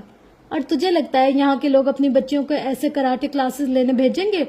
کس خوش فہمی میں رہ رہی ہے تو. یہاں لوگ اپنی بچوں کو اسکول کالج نہیں بھیجتے اس ڈر سے کہ کہیں وہ ہاتھ سے نہ نکل جائے, کہیں ان کو پڑھ لکھ کر پڑھ نہ لگ جائے. اور تجھے لگتا ہے کہ وہاں لڑکیاں کراٹے کلاسز لینے آئیں گی؟ تو اپنی عقل کدھر بیچ آئی ہے فیسے؟ افسوس سے پوچھ رہے تھے. میں نے کب کہا کہ لڑکیاں وہاں کراٹے کلاسز لینے آئیں گی؟ وہ مسکراتے ہوئے پوچھ رہی تھی. لڑکیاں وہاں سلائی کڑھائی سیکھنے آئیں گی, لڑکیاں وہاں کوکنگ کلاسز لینے آئیں گی, لیکن میں وہاں ان کو وہی سکھاؤں گی جو میں چاہوں گی, جس کے لیے میں نے وہ جگہ خریدی ہے. وہ چمکتی آنکھوں کے ساتھ بتا رہی تھی. مطلب تو لوگوں کو دھوکہ دے گی, اور اگر کسی نے گھر جا کر بتا دیا تو کیا کرے گی تو؟ فیسے دیکھ مت پڑ ان کاموں میں, انہوں نے جیسے باز رکھنا چاہا. میں نے کب کہا میں کسی کو دھوکہ دوں گی؟ وہاں کوکنگ کلاسز ہوں گی, وہاں سلائی کورس بھی ہوں گے, لیکن اس کی فیس ہوگی, اور جو میں کروانا چاہتی ہوں وہ مفت ہوگا. وہاں آنے والی ہر لڑکی, ہر عورت سلائی اور کوکنگ پہ کم دھیان دے گی, اور سیلف ڈیفenس کلاسز پر زیادہ دھیان, کیونکہ میں عورتوں کی فطرت سے واقف ہوں.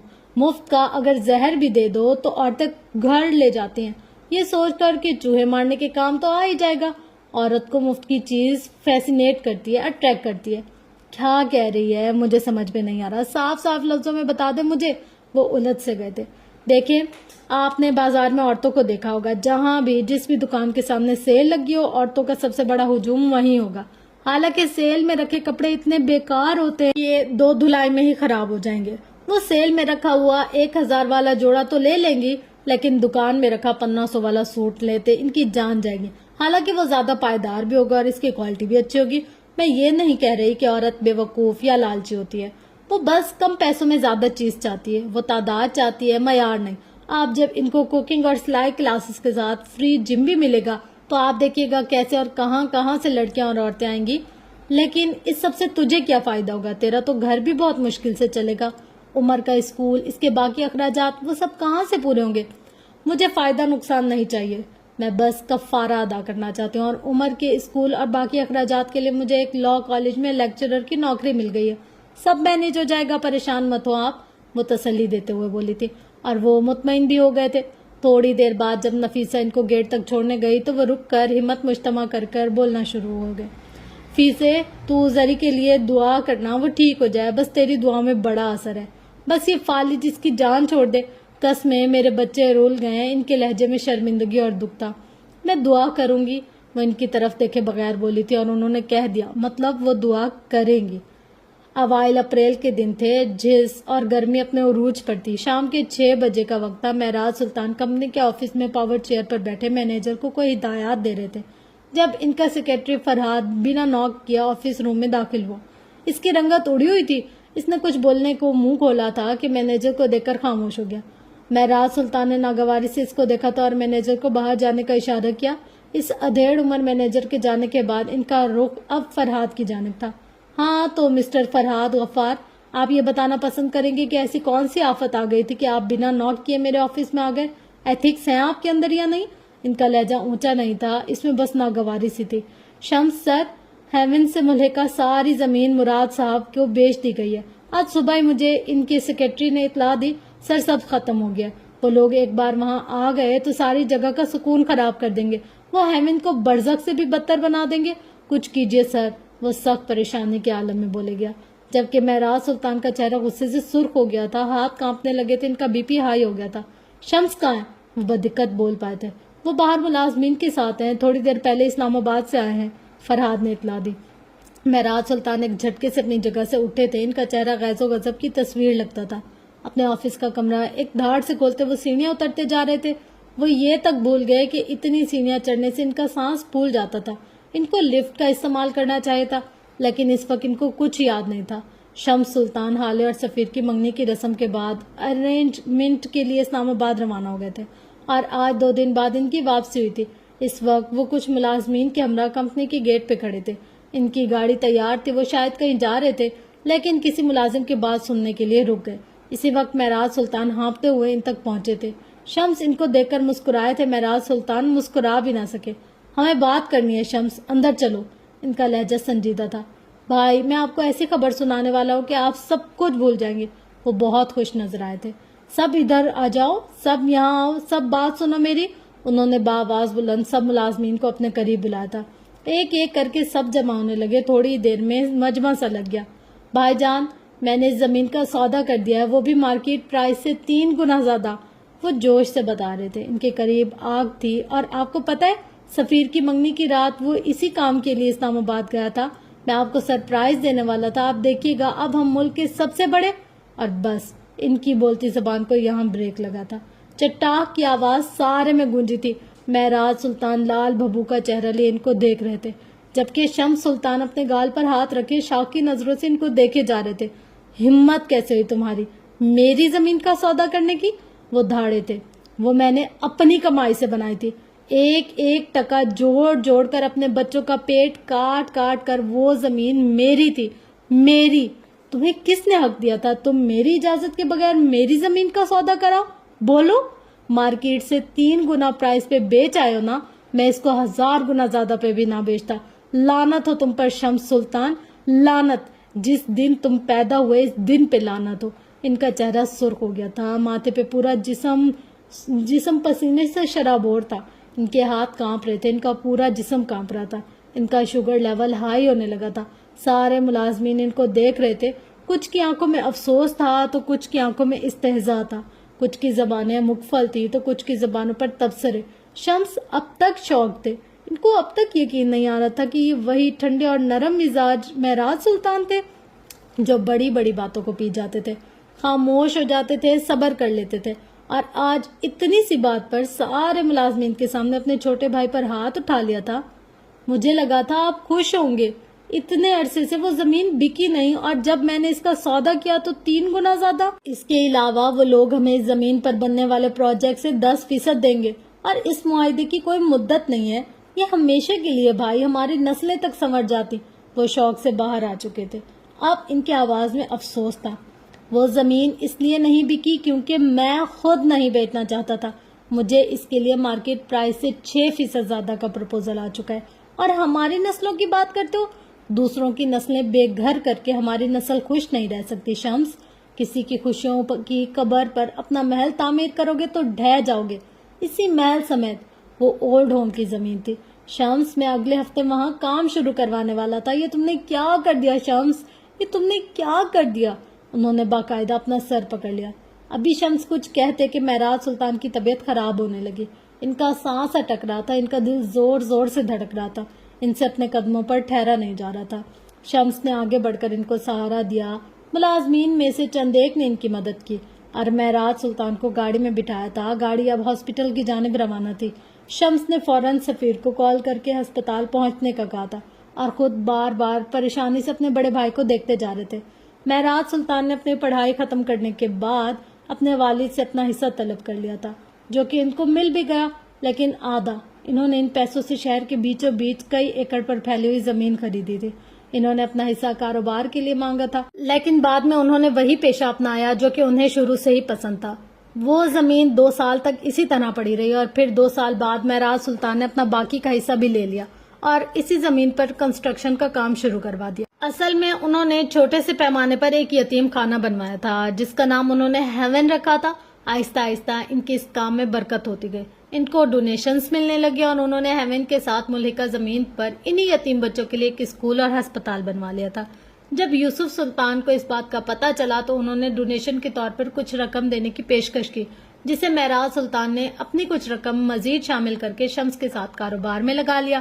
وہ کمپنی سے 25% حصہ لیتے تھے، جس میں سے 15% ہیون پروجیکٹ پر خرچ ہوتا اور باقی 10% میں سے 5 وہ اپنے بچوں پر خرچ کرتے اور باقی 5% کا انہوں نے کبھی حساب نہیں دیا تھا کہ وہ کہتے تھے وہ 5% حقداروں کو ملتا ہے۔ اب وہ حقدار کون تھے یہ بات تو معراج سلطان ہی جانتے تھے۔ کچھ عرصے سے ایک کامیاب ریسٹورنٹ چین چلانے والے برطانوی 7 پاکستانی ریسٹورنٹس آنرز فہیم مرزا نے ان سے ہیون خریدنے کی بات کی تھی اور معراج سلطان نے اسی وقت شائستگی سے معذرت کر لی تھی، لیکن اس موٹے دماغ کے آدمی کو یہ صاف انکار ہضم نہیں ہوا تھا۔ اب وہ بار بار کالز کر کے ہیون کو خریدنے کی خواہش ظاہر کرتے تھے اور معراج سلطان ہر بار منع کر دیتے تھے۔ کچھ عرصے سے وہ دھمکیوں پر بھی اتر آئے، لیکن معراج نے خاطر خواہ اثر ہی نہیں لیا۔ ہیون کے بالکل قریب ان کی کچھ زمین ابھی بھی خالی تھی جس پر انہوں نے ایک ہولڈ ہوم بنوانے کا سوچا تھا، لیکن تھینکس ٹو شمس سلطان انہوں نے اپنی بے وقوفی کی وجہ سے کیا کچھ برباد کیا تھا ان کو اندازہ بھی نہیں۔ سفیر اس وقت حالے کے ساتھ گاڑی میں تھا۔ آج حالے کو ایک سیمینار میں جانا تھا، وہاں سے فارغ ہوتے ہی اس نے سفیر کو کال کی اور وہ اس کو لینے بھی آ گیا۔ وہ لوگ گھر سے تھوڑا ہی دور تھے۔ سفیر کو شمس سلطان کی کال موصول ہوئی، اس کے چہرے پر سایہ سا لہرا تھا، لیکن وہ جلدی خود کو کمپوز کر گیا اور بس اوکے ڈیڈ میں پہنچ رہا ہوں کہہ کر کال کاٹ دی۔ حالے اپنے موبائل پر لگی تھی، اس نے دھیان ہی نہیں دیا۔ Is every thing fine? اس نے اسکرین سے نظر ہٹائے بغیر سوال کیا۔ سفیر کچھ سوچ رہا تھا، اس نے جواب نہیں دیا۔ حالے نے سر اٹھایا۔ سفیر میں آپ سے بات کر رہی ہوں، سب ٹھیک ہے آپ کے؟ وہ ذرا بلند آواز میں بولی تھی۔ ہاں سب ٹھیک ہے، وہ مسکرایا تھا۔ حالے بھی اس کو دیکھ کر مسکرائی تھی۔ تبھی اس کو اپنے پیر کے نیچے کچھ محسوس ہوا۔ اس نے جھک کر چیک کیا تو اس کو ایک بوتل دکھی۔ وہ اس کو ہاتھ میں لے کر سیدھی ہوئی، لیکن جیسے اس پر لکھی تحریر پر نظر گئی، حالے نے گویا کرنٹ کھا کر اس بوتل کو دور پھینکا اور اپنے بیگ سے ٹیشو نکال کر اپنے ہاتھ کو رگڑنے لگی۔ سفیر نے اچنبے سے اس کو دیکھا تھا لیکن کچھ بولا نہیں۔ یہ کس کی ہے؟ اس نے نیچے پڑی بوتل کی طرف اشارہ کرتے ہوئے پوچھا تھا۔ جس کی یہ گاڑی ہے، بلا کا سکون تھا اس کی آواز میں۔ آپ ڈرنک کرتے ہیں؟ وہ مارے حیرت کے بس اتنا ہی بول پائے۔ یہ کوئی بڑی بات نہیں ہے، میرا جو کام ہے اور جن پارٹیز میں مدعو ہوتا ہوں وہاں یہ سب عام ہے۔ میں اگر ان سے دور بھاگوں گا تو سب مجھے دقیانوسی سمجھیں گے۔ حالے ٹرائی ٹو انڈرسٹینڈ، وہ عام سے لہجے میں کہہ رہا تھا، جبکہ حالے پر تو حیرتوں کے پہاڑ ہی ٹوٹ پڑے تھے۔ آپ گناہ کو عام کہہ رہے ہیں سفیر؟ اگر یہ عام ہے تو پھر وہاں اور بھی بہت کچھ عام ہوگا۔ اس کے بارے میں کیا خیال ہے آپ کے؟ آخر میں اس کا لہجہ تنزیہ ہو گیا۔ اگر تمہارا اشارہ عورتوں سے تعلقات کی طرف ہے تو ہاں میرے لیے یہ سب بھی عام ہے. مجھے تو یہ نہیں سمجھ آ رہا کہ تم اتنا ریئیکٹ کیوں کر رہی ہو. یار گرو اپ. مجھے یہ لگا تھا کہ تم ماڈرن ہو, ہر چیز سمجھتی ہو, تم میرا سرکل سمجھ لو گی, اور تم مجھ سے محبت بھی تو کرتی ہو نا یار. کیا ہو گیا تمہیں؟ محبت میں تو لوگ قاتلوں کو بھی قبول کر لیتے, اور ایک تم ہو. اس نے افسوس سے سر جھٹکا. میں نے کب کہا میں آپ سے محبت کرتی ہوں؟ اس کا لہجہ ٹھنڈا تھا. آپ نے کہا تھا آپ مجھ سے محبت کرتے ہیں, اور اگر میں محبت کرتی بھی ہوں تو اس میں آپ کا ماضی قبول کر سکتی ہوں, لیکن آپ کا داغدار حال, میں غلط کو غلط کہوں گی. چاہے جتنی مرضی ماڈرن ہو جاؤں, میرے نزدیک یہ سب گناہ ہیں. اگر آپ ان کو چھوڑنے پر راضی ہیں تو میں آپ کے ساتھ زندگی گزارنے پر راضی ہوں, لیکن اگر آپ اس سب کو ڈیفینڈ کرتے رہیں گے تو ہمارا تعلق مشکل میں پڑ جائے گا. اس کا لہجہ نرم اور دو ٹوک تھا. اور اگر میں یہ سب نہ چھوڑوں تو پھر میں آپ کو چھوڑ دوں گی. اس کا لہجہ سپاٹ تھا. تم مجھے چھوڑ دو گی؟ کیا یہ اتنا آسان ہے تمہارے لیے؟ تم مجھے جج کر رہی ہو حالے؟ کیا تم اتنی نیک ہو؟ کیا تم یہ سمجھتے ہو کہ تمہارے اندر کوئی برائی نہیں ہے؟ تم کلیئر ہو؟ نہیں, میں بالکل بھی نیک نہیں ہوں. میں تو 5 نمازیں بھی مشکل سے پڑھتی ہوں. میں قرآن ہفتے میں 1 بار پڑھتی ہوں. چیریٹی بھی کبھی کبھی کرتی ہوں. جھوٹ بھی بولتی ہوں ضرورتاً. لیکن سفیر, میں نے کبھی یہ نہیں کہا کہ یہ سب ٹھیک ہے, گڈ ہے. میں ساری زندگی ہی ایسے گزاروں گی. اگر یہ سب نہیں کروں گی تو معاشرہ کیا کہے گا؟ میں اس پہ کام کر رہی ہوں, ان عادات کو چھوڑنے کی کوشش بھی کر رہی ہوں. میرا ہر گزرتا دن اپنی بری عادتوں کے خلاف ایک جنگ ہے, اور ایک دن میں یہ جنگ جیت بھی جاؤں گی. وہ سانس لینے کو رکی تھی. سفیر بھویں بیچے اس کو سنے جا رہا تھا. نگاہیں سڑک پر مرکوز تھی. سفیر, میں اسٹریٹ ہوں, اور مجھے اپنا لائف پارٹنر بھی ایسا ہی چاہیے. میں یہ نہیں کہتی کہ اس میں کوئی برائی نہ ہو, وہ کوئی امام کعبہ ہو, لیکن وہ کم از کم اپنی برائی کو قبول کرے, اپنا گناہ مان لے, اور دوبارہ وہ سب نہ کرنے کا عہد کرے. اپنے گناہ اور غلطی کا الزام کسی اور کو نہ دے. کوئی آپ کا ہاتھ پکڑ کر آپ سے غلطی یا گناہ نہیں کرواتا. آپ اپنی مرضی سے یہ کرتے ہیں. آپ کے دل و دماغ میں کہیں نہ کہیں ہاں ہوتی ہے, تب بھی آپ کوئی بھی غلط کام یا گناہ کرتے ہیں. اوکے, میں سمجھ گیا حال ہے, تم کیا کہنا چاہتے ہو. میں یہ سب چھوڑ دوں گا, آپ خوش؟ نہیں سفیر, آپ نہیں سمجھے. یہ سب آپ بس ختم کرنے کو کہہ رہے ہیں. آپ میرے لیے یہ سب مت چھوڑیں, اللہ کے لیے چھوڑیں. گناہ کسی انسان کے لیے نہیں چھوڑا جاتا, گناہ اللہ کے لیے چھوڑا جاتا ہے. نہیں, میں آپ کو جج نہیں کری, میں بس ایک بات کر رہی ہوں. اس کا لہجہ نرم اور سادہ تھا. کوئی طنز, کوئی برتری, کوئی خواہش اس کے لہجے میں ایسا کچھ بھی نہیں تھا. اتنے میں وہ لوگ ہسپتال پہنچ گئے تھے. یہ وہی ہسپتال تھا جہاں حالے کبھی عمر کو لے کر آئی تھی. حالے نے حیرت سے ادھر ادھر نظر دوڑائی. ہم یہاں کیوں آئے؟ سب ٹھیک تو ہے نا؟ اس کے لہجے میں پریشانی تھی. سفیر نے گہری سانس بھری تھی. اگر تم پینک نہ کرو تو بتاؤں. بتائیں سفیر, میرا دل بیٹھا جا رہا ہے. بڑے پاپا کا بی پی شوٹ کر گیا تھا, ڈیڈ ان کو ہسپتال لے آئے. مہر اور ممی بھی یہی ہیں, تو میں تمہیں بھی یہیں لے آیا ہوں. اور پھر حالے نے کچھ اور نہیں سنا. وہ فوراً گاڑی سے اتری تھی اور بھاگتی ہوئی اندر کی جانب گئی. سفیر اس کے پیچھے بھاگا. تھوڑی دیر بعد وہ معراج سلطان کے بیڈ کے پاس بیٹھی خفقی سے ان کو دیکھ رہی تھی. وہ اب پہلے سے بہت بہتر تھے. ان کا شوگر اور بلڈ پریشر ہائی ہو گیا تھا. کچھ ضروری ٹیسٹ کے بعد ان کو جانے کی اجازت دے دی گئی. آپ مجھے بتائیں یہ سب ہوا کیسے؟ ایسے تو نہیں شوگر ہائی ہو جاتا. آپ نے ضرور کچھ میٹھا کھایا ہوگا نا, ہے نا؟ بچے, میں نے کوئی مٹھائی نہیں کھائی. یہ ایک الگ ہی معاملہ ہے. گھر چلیں تو سب بتاتا ہوں.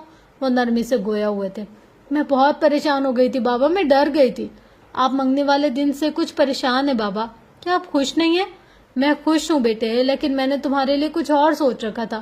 ذہن کے نہا خانوں پر ایک دراز قد سی آنکھوں والے نوجوان نے دستک دی. کوئی ایسا جو مجھ سے بھی زیادہ تمہاری حفاظت کرتا اور مجھ سے زیادہ محبت اور عزت دیتا تمہیں. لیکن خیر, وقت کے آگے کس کی چلتی ہے. اسی وقت ان کا سیکرٹری فرحاد نوک کرتے ہوئے اندر آیا. سر, کوئی حیات صاحب آپ سے ملنا ہے. وہ چونکے تھے لیکن ظاہر نہیں ہونے دیا. انہیں 5 منٹ بعد لے آؤ, فرحاد سے کہا. اب وہ حالے کی طرف متوجہ ہے.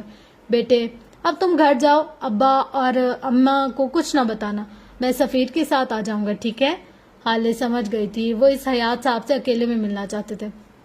خیال رکھیے گا, وہ ان کا ہاتھ چومتی بولی تھی اور پھر اپنا بیگ اٹھا کر چلی گئی. مہر اور فروا چچی ویٹنگ روم میں اس کا انتظار کر رہے تھے. اس کو آتے دیکھ کر دونوں کھڑے ہو گئے. کیسے ہیں آپ معراج بابا؟ مہر نے پریشانی سے استفسار کیا. ٹھیک ہے, بلکہ تھوڑی سی دیر تک گھر آ جائیں گے. ابھی ہم سب گھر جانے ہیں. ڈرائیور کو کال کر دی ہے آپ نے؟ اس نے سوال کیا. ہاں, وہ باہر کھڑا ہے. چلو چلتے ہیں. میڈم, آپ وہی ہو نا جو اس دن اپنے شوہر کے ساتھ آئی تھی؟ اب کیسے ہیں جی وہ؟ اللہ بھلا کرے ان کا، جاتے جاتے مجھے میرے بیٹے کی اسکول کی فیس کے لیے 10,000 دے گئے تھے۔ ایک ادھیڑ عمر نرس حالے کو غور سے دیکھتے پوچھ رہی تھی۔ حالے کا رنگ اڑ گیا تھا لیکن ظاہر نہ ہونے دیا۔ ارے کیا بکواس کر رہی ہو، اس کی ابھی شادی بھی نہیں ہوئی۔ مہر نے اس کو ڈپٹا تھا جبکہ فروا نے سوچتی نظروں سے حالے کا جائزہ لیا تھا۔ وہ فروا تھی، انہوں نے حالے کی اڑی ہوئی رنگت دیکھ لی تھی۔ میڈم میری آنکھیں دھوکہ نہیں دے سکتی، میں نے خود ہی تو ان کو انجیکشن لگایا تھا، زرد جوڑا پہن رکھا تھا انہوں نے، مجھے سب یاد ہے۔ وہ عورت تو جیسے اپنی منمانے پر تل گئی تھی۔ دیکھو ہم تمہاری شکایت کر دیں گے انتظامیہ سے، خاموشی سے جاؤ یہاں سے، تنگ نہ کرو، مہر نے جھنجھلا کر کہا۔ وہ عورت کچھ بڑبڑاتی ہوئی چلی گئی۔ حالے نے سکون کا سانس لیا جبکہ فروا مسکراتے ہوئے آگے بڑھ گئی۔ ان کا ذہن کسی اور نہج پر سوچ رہا تھا۔ دوسری طرف معراج سلطان ہسپتال کے بیڈ پر نیم دراز تھے جبکہ ہلکی سی دستک ان کے کانوں میں پڑی۔ 2 انگلیوں سے ٹک ٹک کی آواز اور پھر بغیر اندر سے کوئی آواز سنے وہ دروازہ کھول کر آ گیا۔ جب اس کو اجازت چاہیے ہی نہیں ہوتی تو وہ دستک دیتا کیوں تھا؟ اس نے آج سیاہ ٹی شرٹ کے ساتھ نیلی جینس پہن رکھی تھی، سر پر پی کیپ، شیو ہلکی بڑی ہوئی، بال ماتھے پر بکھرے ہوئے اور آنکھیں سپاٹ سی۔ اندر قدم رکھتے ہی اس نے دونوں ہاتھ جینس کی جیبوں میں ڈال لیے۔ وہ قدم قدم چلتا ان کے بیڈ کے پاس رکی کرسی پر بیٹھ گیا۔ بولا کچھ بھی نہیں، تم آج کل میری فیملی کے کچھ زیادہ ہی آس پاس نظر آنے لگے ہو، خیر تو ہے؟ ان کا انداز مشکوک سا تھا۔ بھولے مت یہ صرف آپ کی فیملی نہیں ہے، میرا بھی اتنا ہی حق ہے ان سب لوگوں کو دیکھنے اور ملنے کا۔ خیر یہ بتائیں آج یہ عمر رسیدہ جج صاحب نے ہسپتال کا رخ کیوں کر لیا؟ اس کا انداز لاپرواہ سا تھا جبکہ اس کی آنکھوں میں فکر واضح تھی۔ جیسے تم تو نہیں جانتے۔ جانتا ہوں میں، لیکن پھر بھی بیمار کے منہ سے اس کا حال سننا ایک الگ چیز ہے۔ وہ سائڈ ٹیبل پر رکھی دواؤں کی شیشیوں کی جگہ آگے پیچھے کرتا بولا تھا۔ معراج سلطان سے بات کرتے وقت وہ ان کی آنکھوں میں نہیں دیکھتا تھا، اس سے شاید ڈر رہتا تھا کہ وہ اس کی آنکھیں پڑھ لیں گے۔ شمس نے میری زمین بیچ دی ہے، ان کے لہجے میں غصہ اور افسوس بیک وقت در آئے۔ غلط مسٹر شمس، مسٹر شمس نے آپ کی زمین کا بس سودا کیا ہے، بیچی نہیں ہے اب تک۔ کاغذات آپ کے پاس محفوظ ہیں، چونکہ اس زمین کی اٹارنی آپ کے پاس ہے تو کوئی کیسے اسے بیچ سکتا ہے؟ آپ کا بھائی پارٹی سے مل سکتا ہے، سودا کر سکتا ہے، لیکن بیچ نہیں سکتا۔ وہ اب بھی دوائیوں کی شیشی کے ساتھ لگا ہوا تھا۔ تمہیں کیسے پتا؟ ان کے لہجے میں حیرت تھی اور خوشی بھی۔ مجھے سب پتا ہوتا ہے، وہی بے نیاز لہجہ، لیکن فرحاد نے تو کچھ اور ہی بتایا۔ فرحاد کو یہ آدھی ادھوری خبر بھی میں نے ہی دی تھی، وہ ایسے بتا رہا تھا جیسے ابھی معراج سلطان اس کو کوئی تمغہ دیں گے۔ اور ایک اور بات، آپ کا سیکریٹری کسی کام کا نہیں ہے، ایسا کریں اس کو نکال دیں اور مجھے اس کی تنخواہ جتنے پیسے دے دیا کریں۔ کیا خیال ہے؟ ویسے بھی اس سے زیادہ تو آپ کے کام میں کرتا ہوں۔ کیا کرو گے اتنے پیسے؟ وہ مسکرائے۔ پیسوں میں کھیلوں گا، آپ کو پتا تو ہے میں کتنا پیسہ پرست ہوں۔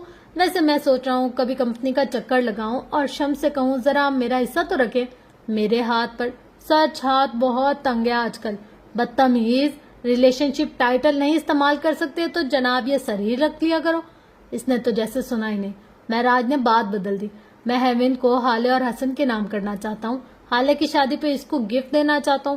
ویسے بھی میں بوڑھا ہو رہا ہوں، میں چاہتا ہوں کہ اب وہاں کی باغ دوڑ کسی جوان اور مضبوط ہاتھوں میں دے دوں۔ حالے کی شادی، ان کا رشتہ کب ہوا؟ اس نے گردن اٹھائی تھی، باقی ساری باتیں جیسے بے معنی تھی۔ 2 دن پہلے اس کی منگنی ہو گئی ہے سفیر کے ساتھ، بہت خوش ہے وہ عام سے لہجے میں بتا رہے تھے۔ عمر دوبارہ گردن جھکائے ان شیشیوں پر جھک گیا، لیکن اس بار اس کو ساری ترتیب بھول گئی تھی، کون سی شیشی کہاں رکھنی تھی۔ آپ نے بتایا نہیں؟ وہ بہت دیر بعد بولا۔ اس کو کچھ برا لگا تھا، بہت برا۔ تمہیں تو سب پتا ہوتا ہے، انہوں نے طنز کیا تھا۔ عمر پھیکا سا مسکرایا۔ آپ ہیون کو بے شک حالے کے نام کر دیں لیکن پاور آف اٹرنی مجھے دے دیں۔ اس کا لہجہ سادہ تھا، وہ ان کی آنکھوں میں دیکھ کر بولا تھا۔ انہوں نے اس کی آنکھیں پڑھ لی تھی، وہاں کوئی سازش، کوئی لالچ، کوئی مفاد نہیں تھا، بس فکر تھی، مخلصی تھی۔ کیوں؟ انہوں نے سوال کیا۔ کیونکہ ہاتھ وہی مضبوط ہوتے ہیں جن کو کسی ہاتھ کے چھوٹنے کا خوف نہیں ہوتا۔ میرے ہاتھ، اس نے دونوں ہاتھ اوپر اٹھائے تھے، یہ بے خوف ہیں، یہ نڈر ہیں، ان کے پاس کھونے کو کچھ نہیں۔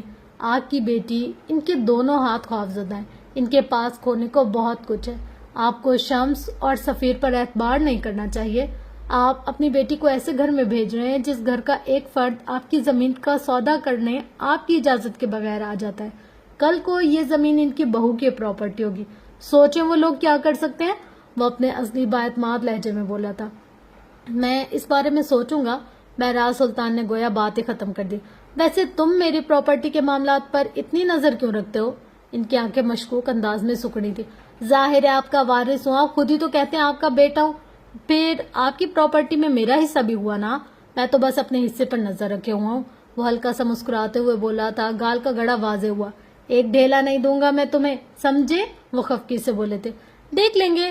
ویسے یہ مرزا کے کچھ زیادہ ہی پرزے نکلنے لگے ہیں. آپ اجازت دے تو گورنر ہاؤس کی ہوا کھلواؤں اس کو، یا پھر 2 دن کے لیے اٹھوا لیتے، کیا خیال ہے؟ بہرحال سلطان نے اس کو افسوس سے دیکھا.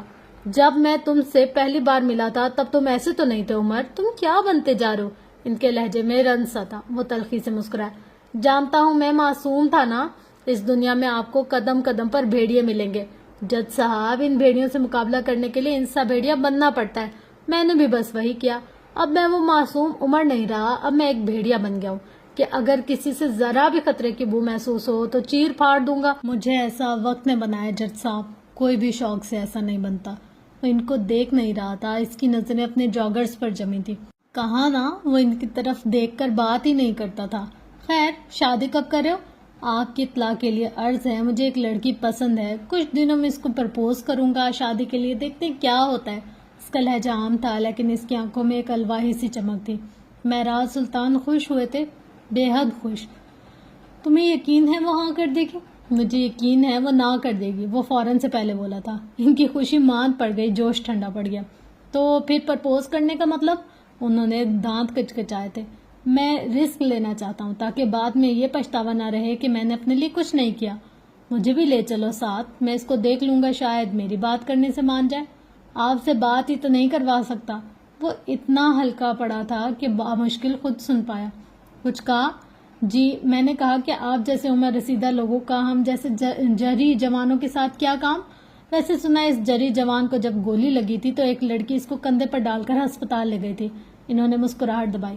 میں نے تو یہ بھی سنا ہے کہ جج صاحب سے ان کی محبوب بیوی ناراض ہیں، اسی لیے وہ آج کل ذرا اکڑے اکڑے رہتے ہیں. اس نے بھی طاق کر نشانہ لگایا. ابھی وہ کچھ کہتے کہ سفیر اور بخش دروازہ کھول کر اندر داخل ہوئے. عمر نے پی کیپ چہرے پر آگے کو کر لی اور لمبے لمبے ڈگ بھرتا وہاں سے نکل گیا. سفیر نے اس کو جاتے دیکھا تھا. بخش کے ہاتھ میں کچھ دوائیوں کے شاپرز تھے. اس نے بھی مڑ کر اس سیاہ شرٹ والے جوان کو دیکھا تھا. یہ کون تھا بڑے پاپا؟ ہے ایک قریبی دوست، تم نہیں جانتے بیٹے؟ سفیر نے مزید کوئی سوال نہیں کیا تھا. وہ خاموشی سے ان کو اٹھانے لگا تھا. ان کو گھر جانا تھا. تو یہ تھی جناب آج کے ایپیسوڈ. یہ چیز سمجھ میں نہیں آئی کہ ایسے تو عمر کو اس کی ہر چیز کا پتہ ہوتا ہے، پھر اس کو یہ کیوں نہیں پتا کہ حالے ان کی بیٹی ہے یا ان لوگوں کا آپس میں کوئی سین ہے. مطلب اگر یہ اس کی امی ہے، یعنی کہ یہ نا اس کا سوتیلا باپ ہو گیا نا، یعنی کہ امی کا شوہر ہو گیا. اگر اس کو یہ پتا ہے کہ یہ میری ماں کا شوہر ہے اور یہ آپس میں لنک بھی رکھتے ہیں، پھر اس کو کیسے نہیں پتا کہ حالے ان کی بیٹی ہے؟ یہاں پر تھوڑی سی رائٹر نے چوک کر دی ہے یا پھر آگے کہیں کہانی کھلے گی، نہیں پتا. تو بس انشاءاللہ ملتے ہیں نیکسٹ ایپیسوڈ میں. تب تک کے لیے اپنا اور گرد و نواح کا بہت زیادہ خیال رکھیے گا. مجھے اپنی دعا میں یاد رکھیے گا. Love you all. اللہ حافظ.